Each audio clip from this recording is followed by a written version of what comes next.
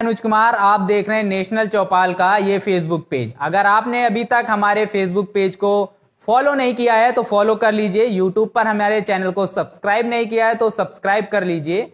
Videos को ज्यादा से ज्यादा शेयर कर लीजिए। इस वक्त मैं हाजिर हूं आपके साथ दिन भर की बड़ी खबरों के साथ। जी हां, जिस तरीके से बात की जाए, आपको दिखाई भी दे रहा होगा कि हमने एक टैगलाइन दिया और टैगलाइन के अंतर्गत जिस तरीके से प्रोफेसर दिलीप मंडल ने आरक्षण विरोधियों की पोल खोल दी है। और वो पोल किस तरीके से खोलते हैं, उनके जो बात की जाए, उनका जो ट्विटर हैंडल है उसके थ्रू हम देखते हैं। दिलीप मंडल जी लिखते हैं, जो लोग भारत में आरक्षण का विरोध करते हैं वो अमेरिका में जाकर वहां के रिजर्वेशन सिस्टम और अफर्मेटिव एक्शन को देखकर लार टपकाने लगते हैं। 80% भारतीय मूल के अमेरिकियों ने कहा कि उन्हें अमेरिका में आरक्षण के तहत एडमिशन और नौकरियां मिलनी चाहिए। अभी अमेरिका में सवर्ण हिंदू काफी हैं क्योंकि पीढ़ियों से मिले लाभ के कारण वे वहां पहले पहुंच गए हैं। जी हां, जिस तरीके से बात की जाए, जो लोग भारत के अंदर भारत में हो दिए जा रहे आरक्षण, जो SC ST OBC को आरक्षण दिया जाता है ताकि SC ST OBC जो लोग हैं वो अपने जीवन स्तर को बेहतर कर सकें, मूलभूत सुविधाओं को पा सके और अपनी शिक्षा व्यवस्था को सुधार सके तथा अपने जीवन स्तर को थोड़ा सा अच्छा कर लें। इसको लेके भारत में जो आरक्षण दिया जाता है, बाबा साहब भीमराव अंबेडकर ने उसका प्रावधान करके जिस तरीके से हमारे कॉन्स्टिट्यूशन में इस प्रावधान को अंकित कर दिया है, उसी के तहत जो बात की जाए, जिस तरीके से वो लोग, तमाम लोग जो आरक्षण का विरोध भारत में करते हैं, लेकिन जो पारंपरिक आरक्षण उनको मिला है, जिसके तहत वो उस आरक्षण को पाकर बाहर विदेशों में चले गए हैं और अमेरिका में पहुंचकर वही लोग अमेरिका के रिजर्वेशन सिस्टम और अफर्मेटिव सिस्टम को देखकर लार टपकाने लगते हैं और वहां पर कहीं ना कहीं वो बात करने लगते हैं कि लखनऊ, वहां अमेरिका में जिस तरीके से बात की जाए नौकरियां हैं, एडमिशन है, उनमें उनको आरक्षण मिलना चाहिए। लेकिन बड़ी बात है, ये कौन लोग हैं? अब जिस तरीके से दिलीप मंडल जी लिखते हैं कि 80% भारतीय मूल के अमेरिकियों ने ये बात कही है और वो 80% कौन है? अभी अमेरिका में सवर्ण हिंदू काफी हैं क्योंकि पीढ़ियों से मिलने वाले लाभ के कारण वो वहां पहले पहुंच गए हैं। तो बात कर रहे हैं जिस तरीके से 80% लोग जो भारत से अमेरिका पहुंचे हैं उनमें कहीं ना कहीं सवर्ण हिंदुओं की वो बात कर रही हैं, जो भारत में रहकर आरक्षण का विरोध करते हैं, लेकिन जब वो यहां से बाहर अमेरिका पहुंचते हैं, वहां पर दिए जा रहे रिजर्वेशन सिस्टम और अफर्मेटिव एक्शन को देखकर लार टपकाने लगते हैं और कहीं ना कहीं आरक्षण की डिमांड करते हुए भी नजर आते हैं। वहीं पर बात की जाए, जिस तरीके से बहन कुमारी मायावती जी की प्रेस कॉन्फ्रेंस हुई, जिसमें यूसीसी को लेकर यानी यूनिफॉर्म सिविल कोड को लेकर जिस तरीके से उन्होंने कई बड़ी बातें बोल दी और उसको लेकर भाजपा पे भी निशाना उन्होंने साधा और भाजपा को कड़ी हिदायत भी दे दी। तो उसको लेकर जो विश्वनाथ पाल जी हैं, जो उत्तर प्रदेश के प्रदेश अध्यक्ष हैं, वो भी एक बड़ी बात अपने ट्विटर हैंडल से लिखते हैं, संविधान की धारा 44 में यूसीसी बनाने का प्रयास तो वर्णित है मगर इसे थोपने का नहीं, इसलिए इन सभी बातों को ध्यान में रखकर ही भाजपा को देश में यूसीसी को लागू करने के लिए कोई कदम उठाना चाहिए था। हमारी पार्टी यूसीसी लागू करने के खिलाफ नहीं, बल्कि भाजपा की और इनकी सरकार द्वारा इसे देश में लागू करने के तरीके से सहमत नहीं है। साथ ही देश की मूलभूत समस्याएं रोजगार, शिक्षा, स्वास्थ्य तथा विकास से लोगों का ध्यान भटकाना है। आदरणीय बहन कुमारी मायावती। जिस तरीके से बहन जी ने भाजपा पे निशाना साधा और निशाना साधते हुए बहन जी लिख रही हैं कि इस टाइम पे जो बात की जाए, देश के आम नागरिकों की जो बात की जाए, उनका जो मूलभूत उनकी समस्याएं हैं, वो रोजगार को लेकर समस्याएं हैं, शिक्षा को लेकर समस्याएं हैं, स्वास्थ्य को लेकर समस्याएं हैं, विकास को लेकर समस्याएं हैं। भाजपा इन सारे मुद्दों से लोगों का ध्यान भटकाने के लिए यूसीसी का प्रयोग कर रही है। यूसीसी लागू करने का कहीं ना कहीं मेन कारण यह भी हो सकता है। तो जो बहन कुमारी मायावती जी ने अपने ट्वीट जिस तरीके से प्रेस कॉन्फ्रेंस में भी कहा, उनको यूसीसी से कोई दिक्कत नहीं है, वो यूसीसी का समर्थन भी करती हैं, लेकिन भाजपा जो ये संकीर्ण मानसिकता के साथ ये राजनीतिक मुद्दे के तौर पर इसका लागू कर रही है, ये लागू करने का जो तौर तरीका है उससे वो सहमत नहीं है। अगर भाजपा अपनी संकीर्ण मानसिकता के तहत इस यूसीसी को लागू करती है तो बहन कुमारी मायावती जी ने बोल दिया है कि हमारी पार्टी इसका विरोध करेगी। वहीं बात किया जाए अनुपम मिश्रा जी के ट्विटर हैंडल से एक बड़ी खबर निकलकर सामने आ रही है। बात की जाए जिस तरीके से चंद्रशेखर आजाद पर हमला हुआ, उसको लेकर लगातार लोग अपनी प्रतिक्रियाएं दे रहे हैं। वहीं पर अनुपम मिश्रा जी जो बड़े एक पत्रकार हैं, वो अपने ट्विटर हैंडल से लिखते हैं, गोलीकांड के बाद चंद्रशेखर आजाद रावण का राजनीतिक पद बढ़ने की बहुत चर्चा है। जिस तरीके से बात की जाए, गोलीकांड हुआ और लगातार देश के तमाम राजनेता चंद्रशेखर से मिलने पहुंच जाते हैं, वहीं इस पर जो अनुपम मिश्रा जी लिख रहे हैं, गोलीकांड के बाद चंद्रशेखर आजाद रावण का राजनीतिक कद बढ़ने की बहुत चर्चा है। पूरे देश में उनके लिए सहानुभूति का संदेश आए और गठबंधन सहयोगी अखिलेश यादव और जयंत चौधरी ने भी उनके देखने मिलने के लिए अस्पताल या डिस्चार्ज होने के बाद उनके घर जाने की जहमत नहीं उठाई। जी हां, जिस तरीके से बात की जाए, समाजवादी पार्टी के अखिलेश यादव जी हो चाहे जयंत चौधरी जी हो, लगातार इनके अच्छे संबंध रहे, लगातार इनके साथ इनके गठबंधन रहे और लगातार आने वाले चुनाव को लेकर भी गठबंधन है और लगातार जिसे निकाय चुनाव में लगातार बैठकें कर रहे थे, सारी चीजें हो रही थी। लेकिन इस मुद्दे पर जब गोलीकांड हुआ, ना तो अखिलेश यादव जी उनसे मिलने जाते हैं, ना ही जयंत चौधरी जी मिलने जाते हैं। इस पर अनुपम मिश्रा जी ने एक बड़ी चीज कह दी है। उन्होंने लिखा है, क्या विपक्षी राजनीति में अब उनको और गंभीरता से लिया जाएगा और पटना मीटिंग में नजरअंदाज होने के बाद शिमला में उनको बुलाया जाएगा। जी हां, जिस तरीके से विपक्षी दलों की मीटिंग पटना में हुई थी, क्या आप चंद्रशेखर आजाद को ये गोलीकांड होने के बाद उनको विपक्षी दलों की जो मीटिंग होने वाली है शिमला में, क्या उसमें उनको बुलाया जाएगा? बड़ा सवाल है। माफ कीजिएगा। इसके साथ साथ वो 3 ऑप्शन भी अपने ट्वीट में दे रहे हैं, शिमला में आमंत्रित होंगे या फिर से नजरअंदाज होंगे या बहन मायावती जी का खौफ है, इस वजह से ये लोग जो है उनको बुला नहीं रहे हैं या उनके घर जाने से मिलने से उनसे कतरा रहे हैं। तो ये सारी चीजें जो निकलकर सामने आ रही हैं। वहीं दिलीप मंडल जी अपने ट्विटर हैंडल से लिखते हैं, उत्तर भारत में एक ब्राह्मण वोट 13 ओबीसी वोट के बराबर होता है। जी हां, आप सही समझ रहे हैं। दिलीप मंडल जी लिख रहे हैं, उत्तर भारत में एक ब्राह्मण का वोट 13 ओबीसी वोट के बराबर होता है, क्योंकि ब्राह्मण ही ओबीसी को बताता है उसके लिए क्या अच्छा है क्या बुरा है। वही ओबीसी का मार्गदर्शक है। ओबीसी उसी से पूछकर अपने बच्चों का नाम रखता है, उसकी बताई तारीख पर शादी करता है। ओबीसी के बाप को स्वर्ग भी वही भेजता है। और तो जाहिर है कि ओबीसी को उसके बताने पर किसी के खिलाफ दंगा भी करेगा, उस किसी को वोट भी देगा। ऐसा शास्त्रों में भी लिखा है, ऐसा वो लिख रहे हैं। दलितों पर ब्राह्मण का वैचारिक दबदबा कम है, आदिवासियों पर भी कम है। जी हां, जिस तरीके से बात की जाए, ओबीसी को ब्राह्मण की 1 वोट के बदले 13 वोटों से कंपैरिजन जो किया है उन्होंने, वो तमाम कारण भी देते हैं कि ओबीसी कहीं ना कहीं जब बच्चा पैदा होता है, उसका नाम रखने से लेकर उसकी शादी से लेकर उसकी मृत्यु तक की तमाम क्रियाकलापों में वो ब्राह्मण समाज से ही सारी चीजें कराता है, राय लेता है। तो वोट देने को लेकर भी वो उन्हीं की बात मानेगा, किस पार्टी को फॉलो करना चाहिए उसकी बात मानेगा, कौन सी पार्टी के लिए दंगा करना ये भी मानेगा। ऐसा शास्त्रों में लिखा है, दिलीप मंडल जी का कहना है। और दलितों पर और जो हमारा आदिवासी समुदाय के लोग हैं उन पर ब्राह्मणी वर्चस्व बहुत कम है, इसकी बात वो अपने ट्विटर में लिखते हुए नजर आ रहे हैं। वहीं बात की जाए केशव देव मौर्य महान दल की बात की जाए तो सबसे बड़ी जातिवादी पार्टी भारतीय जनता पार्टी को जड़ से उखाड़ फेंकना दलित पिछड़ों और अल्पसंख्यक समाज के लिए आवश्यक है। संविधान विरोधी, आरक्षण विरोधी, अन्यायी, अत्याचारी भाजपा सरकार को केवल बहन कुमारी मायावती जी हटा सकती हैं। इसीलिए महान दल ने ठाना है बसपा को जिताना। जी हां, केशव देव मौर्य ने जिस तरीके से बहन कुमारी मायावती जी पर एक बड़ी बात बोल दी है कि भाजपा को अगर बात की जाए तो सिर्फ बहन कुमारी मायावती जी हटा ही सकती हैं, क्योंकि लगातार जिस तरीके से राजनीतिक विश्लेषण कहते रहते हैं कि कहीं ना कहीं अगर बीजेपी को हराना है तो बीजेपी का जो वोट है उसको काट कर लेके आना पड़ेगा, और वो कहीं ना कहीं वो क्षमता सिर्फ बहुजन समाज पार्टी में है। और वही उसी बात को वो केशव देव मौर्य भी अपने ट्विटर हैंडल से लिखते हैं। और उसके साथ साथ वो भाजपा पर निशाना साधते हुए से अन्यायी, अत्याचारी और आरक्षण विरोधी सरकार भी बोलते हुए नजर आ रहे हैं। उसके साथ साथ संविधान विरोधी सरकार भी बताते हुए नजर आ रहे हैं। वहीं बात की जाए, जिस तरीके से दिलीप मंडल जी ने एक बड़ा ट्वीट अपने ट्विटर हैंडल से लिख दिया है, दशरथ की 3 पत्नियां थीं, बहुपत्नी प्रथा धार्मिक व्यवस्था थी, यही सब चल रहा था। फिर बाबा साहब ने कहा होगा कि धर्म में, लेकिन ये अच्छी बात नहीं है। उन्होंने हिंदू कोड बिल में 1 से ज्यादा पत्नी पर रोक लगा दी। यही बात हिंदू मैरिज एक्ट में आ गई, हिंदुओं का मामला सेटल हो गया।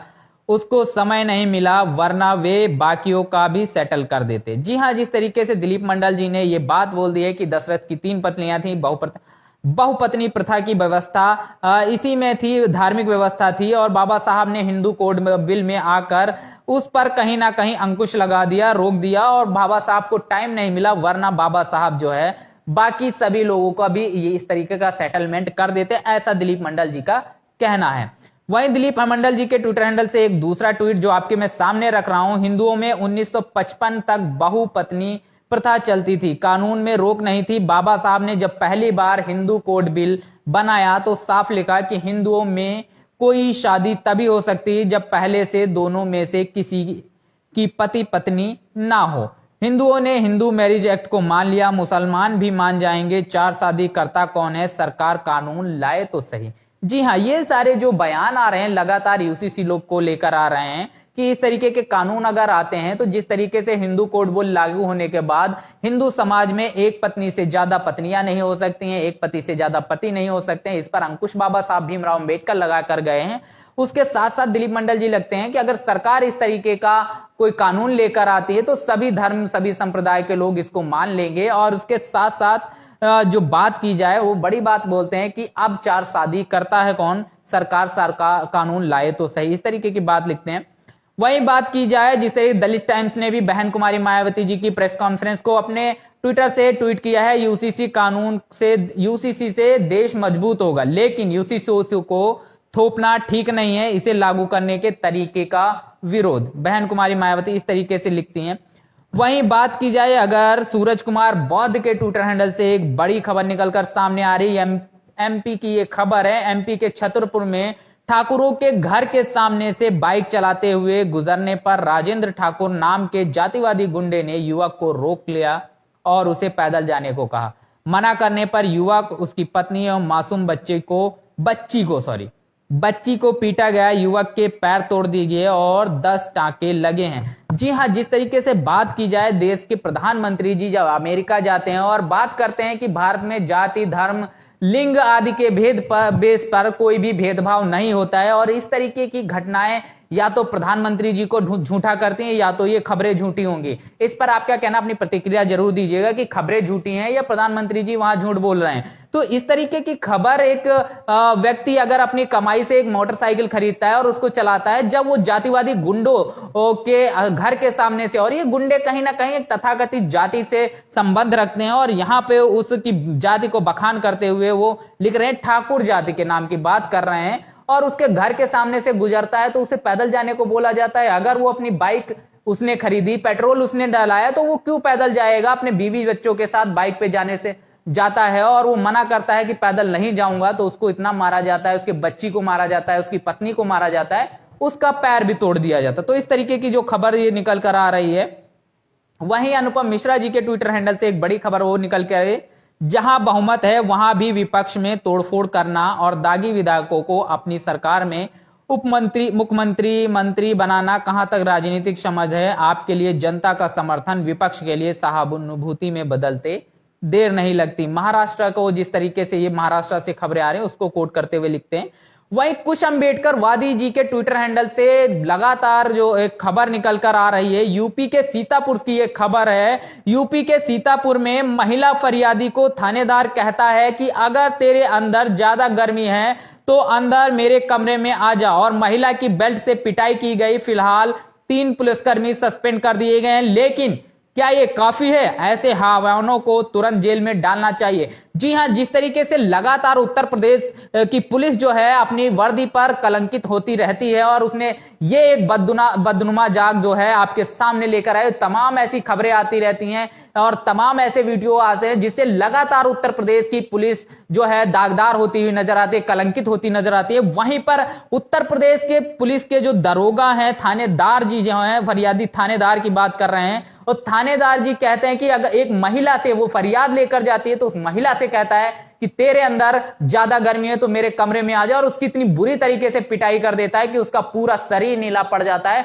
तो कहां तक ऐसे लोग जो है सामाजिक न्याय की बात करें, जब भक्षक ही जो रक्षक थे वो भक्षक बन के बैठ गए। क्या योगी सरकार, जो बात की जाए योगी सरकार जी की, तो क्या उनका जो पुलिस प्रशासन पर से नियंत्रण हट गया है?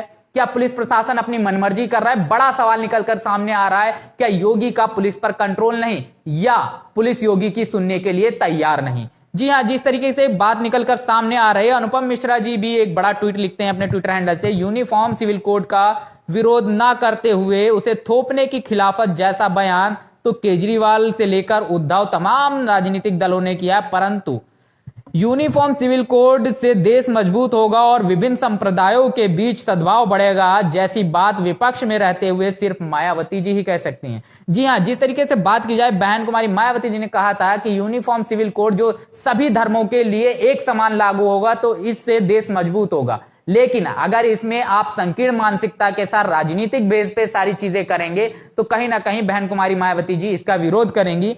संविधान में यूसीसी की अवधारणा मौजूद रहते हुए भी इसका थोपने का जो प्रावधान ना होना, यह शुद्ध कानूनी नजरिया सिर्फ मायावती के लीगल बैकग्राउंड की ही देन है। जी हां, जिस तरीके से बात की जाती है, बहन कुमारी मायावती जी हमेशा संवैधानिक दायरे में रहकर और उन उचित ही बातों को कहते हैं जो संविधान में वर्णित हैं, उसी की दाद देते हुए, उसी में तारीफ करते हुए बहन जी को लिखते हैं कि ये जो नजरिया, जो संवैधानिक नजरिया है, ये बहन कुमारी मायावती जी ही रख सकती हैं और अन्यथा कोई ऐसा लीडर नहीं है। वहीं प्रोफेसर विवेक कुमार जी बहन जी पर एक बड़ी बात बोल देते हैं, कभी कभी सोचता हूं कि जब पवार जैसे परिपक्व और राजनीति में पारंगत नेता अपनों से ही धोखा खा जाते हैं, ऐसे समय में बहुजन समाज पार्टी की नेता अपनी पार्टी को सत्ता के लोभियों से कैसे बचाकर रख पाती हैं, सच में उनकी सराहना करनी चाहिए। जी हां, जिस तरीके से तमाम अगर बात की जाए, लगातार बहन कुमारी मायावती जी की सरकार नहीं है, ठीक है, उस सरकार नहीं है, उसके साथ साथ जिस तरीके से लगातार उनको टारगेट किया जा रहा है और सवालात जो है वो बहन जी से किए जा रहे हैं और सत्ता के लालची लगातार उनकी पार्टी में आते हैं, राजनीति करना सीखते हैं, पदों पर देखते हैं, एक बड़ा चेहरा बन जाते हैं, बड़ा चेहरा बनने के बाद पार्टी को छोड़कर अन्य दलों में शामिल हो जाते हैं अपने स्वार्थ के लिए। क्योंकि अगर ये स्वार्थी ना होते तो जितने ये बहुजन समाज पार्टी से निकले हुए नेता हैं, ये सब मिलकर एक मंच बनाते अगर ये समाज के लिए काम करना चाहते तो, लेकिन ऐसा कुछ नहीं देखने को मिलता है। वो अपने अपने स्वार्थ के लिए अलग अलग राजनीतिक पार्टियों में घुस जाते हैं। उसी को देखते हुए प्रोफेसर विवेक कुमार कह रहे हैं कि बहन कुमारी मायावती जी को इस बात को लेकर उनकी सराहना करनी चाहिए कि जहां पर तमाम सत्ता के लालची लोग जो हैं, जो बहुजन समाज पार्टी को गिद्ध की तरह नोचने का काम करते हुए नजर आते हैं, इस दौर में बहन कुमारी मायावती जी अपनी पार्टी को कैसे बचाकर रख पा रही हैं, इस पर उनकी सराहना करनी चाहिए। वहीं मुकेश मोहन के ट्विटर हैंडल से एक बड़ी खबर निकल कर आ रही है। मुजफ्फरपुर जिले के साहेबगंज गांव में चमार जाति के व्यक्ति की पीट कर हत्या इसलिए कर दी गई क्योंकि उस बुजुर्ग ने राजपूतों के हैंडपंप से पानी पी लिया था। अब अपने बाप को इस बुजुर्ग की जगह रखो और सोचो कि तुम्हें कैसा लगेगा अगर कोई आपके बाप को पानी पीने के लिए मार डाले। जी हाँ, ये बहुत दुखद जो खबर आपके सामने निकल कर आ रही है और जातिवाद का नंगा नाच कहीं ना कहीं देखते हुए मिल रहा है। एक बुजुर्ग को सिर्फ पानी पीने के लिए मार दिया जाता है और प्रधानमंत्री जी कहते हैं कि भारत में जाति आधारित कोई भी भेदभाव नहीं है। क्या ये जाति आधारित भेदभाव नहीं है कि सिर्फ पानी पीने के लिए ही मार डाला जाता है? हालांकि बाबा साहब भीमराव अंबेडकर ने भी पानी के लिए संघर्ष किया था, वो भी जाति आधारित संघर्ष ही था। लेकिन आज हम 21वीं सदी में हैं और 21वीं सदी में जहां विश्व गुरु बनने की बात करते हैं, आजादी का अमृत महोत्सव सेलिब्रेट करते हैं, वहां पे एक बुजुर्ग की सिर्फ पानी पीने के लिए पीट कर हत्या कर दी जाती है। ये कहां तक न्याय पारंगत है और इस पर सरकार की तरफ से कभी कोई बयान क्यों नहीं आते हैं? सरकार लोगों से इस जातिवाद को मिटाने की अपील क्यों नहीं करती है? जी हाँ, तो ये दिन भर की खबरें जो मैं आपके सामने रख रहा था, इस पर आपका क्या सोचना है, आपका क्या मानना है? अपनी प्रतिक्रिया कमेंट बॉक्स में जरूर दीजिएगा। बने रहिएगा नेशनल चौपाल के साथ। जय भीम, जय भारत। बहुजन विचारधारा को घर घर तक पहुंचाने के लिए हमारे YouTube चैनल को सब्सक्राइब करें, लाइक करें, कमेंट करें, शेयर करें और बेल आइकन की घंटी दबाना ना भूलें।